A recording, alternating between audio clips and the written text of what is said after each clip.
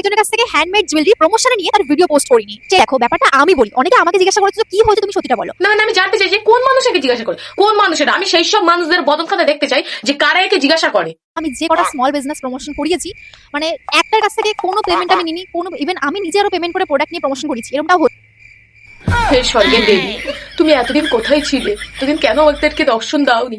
আমি জানতাম না স্বর্গের দেবী যে তোমার মনের মধ্যে এত দয়া ময়া করুণা সবকিছু ছিল। হাট। সরি ডিয়ার, আমি বিজি আছি। বিজি? সরি ডিয়ার, আমি বিজি আছি। কোথায় বিজি তুই? এই তো দেখছি বয়ফ্রেন্ডকে নিয়ে এখান ওখান ঘুরে বেড়ালি পুজোতে, তুই বিজি? আর তোমরা অনেকেই জানো যে রিসেন্ট এই কয়েক মাস ধরে কত পরিমাণে রোস্টিং আমাকে নিয়ে চলছিল, ইভেন কত কন্ট্রোভার্সিয়াল কত কিছু সহ্য করেছি। কন্ট্রোভার্সির কথা তো তুই বলছিস না, কারণ তুই নিজেই দোষ করেছিস, তো তুই অবশ্যই লোকের কাছে গাল খাবি, সেটা তো তোর প্রাপ্য অধিকারই তুই পাচ্ছিস। তার থেকে বড় কথা, আমি যে সবথেকে বড় প্রজেক্ট আমার হাতে, যে আমার নতুন কি বললি?